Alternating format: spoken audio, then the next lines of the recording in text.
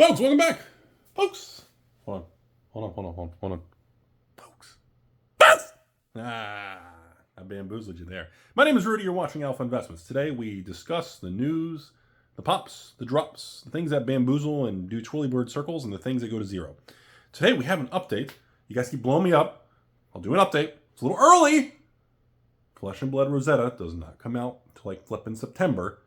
Rudy, make a video! It's like, geez, man. It doesn't even come out till September.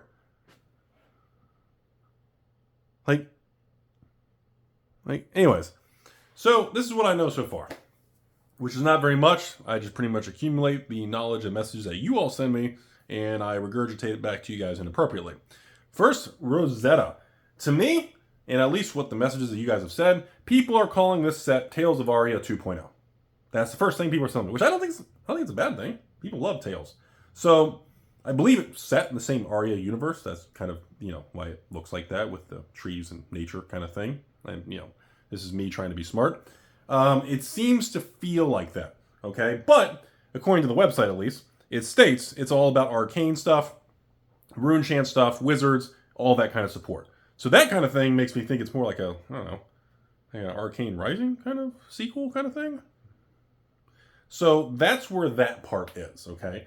Yes, there's a big release of it, and there's a big event in Tampa, Florida.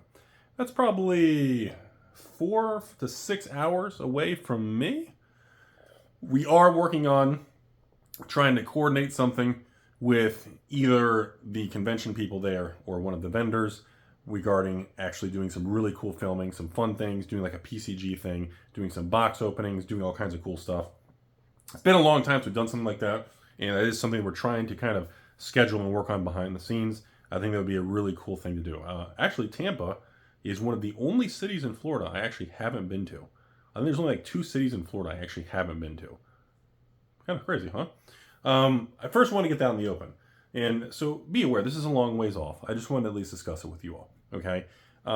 There's also been a lot of chatter in the flesh and blood market regarding this new uprising or like banding together of the collectors of flesh and blood.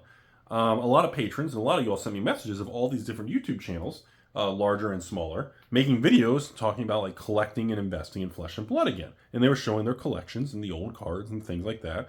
And there seems to be some movement or wave discussing that. I thought it was kind of an interesting thing. Haven't seen anything like that in many years.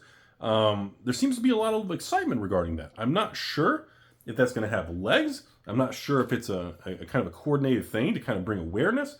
But I think it's kind of something I haven't seen in many years, and it seems to be pretty positive. People seem to be pretty excited about it. We'll kind of follow up on that in another few weeks when we get more information as we approach Rosetta. Again, comes out September. It's July. Calm down. Good Lord, you guys are like meat popsicles that are like thawing out too soon. So, as far as what's going to happen with release, yes, with Miss Veil, first of all, I just want to say, I remain skeptical that this set is going to be better than Misty.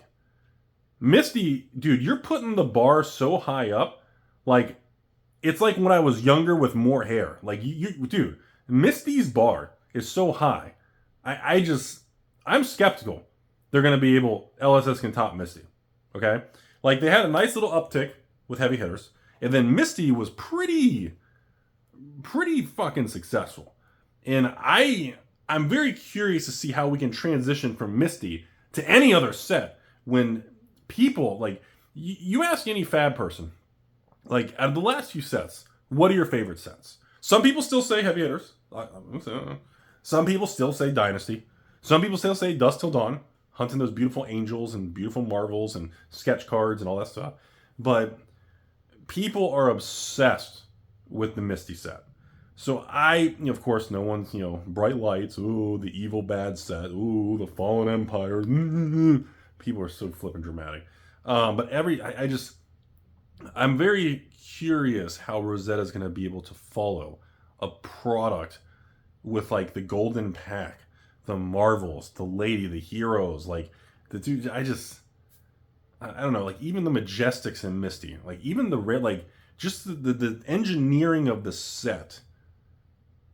I'm very skeptical that they can beat that. Like there's just certain products that come out in CCGs that are just so good. I don't want to call it like a lightning in a bottle thing, but there's certain sets that come out in the history of brands, and they just become infamous. They just become like a legend. And I feel like Misty is going to be one of those sets. I feel like Heavy Hitters is one notch below that. But I feel, I don't know. That's just my attitude.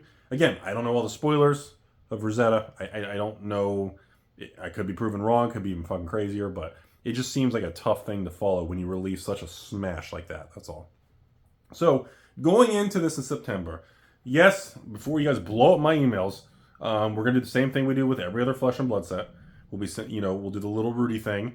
Last thing with Misty, everybody, you guys loved us slabbing the promo cards to protect them from damage and to actually introduce you to the actual slabs and laser label. Like, that was a huge success doing that with PCG and the promos.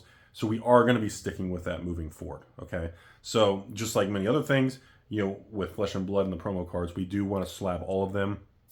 And then of course, same thing with like Sorcery and even the future when I have like Magic releases and things. I want to do some like throwback Magic sets where we slab different things and kind of have fun little thing. I think it's a nice way to change things up in the future. So yes, moving forward, including Rosetta, the goal is to have the exclusive patron promo cards slabbed and graded and all that with the metal label, the subgrades and everything all fancy schmancy. And then of course you get your sealed case of boosters and everything like that. That is still kind of the goal on there.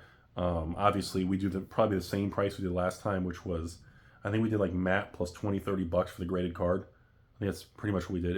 You guys loved it. It was a huge success.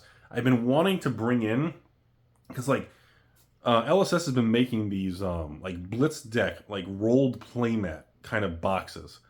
And the problem is, in order for me to logistically handle that, number one, I would need to have like 1,000 of them. Number two, I have to probably open them and kind of change the shape because I have no way to logistically handle that with our kits and everything. So unfortunately, we're going to be doing the same thing as we did with Misty, which is the sealed case. So you guys have the boosters. Some of you guys like to open all 4, sell singles. Some of you guys like to open 2, keep 2 sealed. Some of you guys just like to flip it. Some of you guys like to sell the promo, keep the boxes. Some of you guys like to keep the boxes, sell the pro. You do whatever you want. I don't care. So just want to inform everybody, that's what's going on. That is the kind of early word on the street. Not a lot of drama, not a lot of price swings, nothing like that in Flesh and Blood.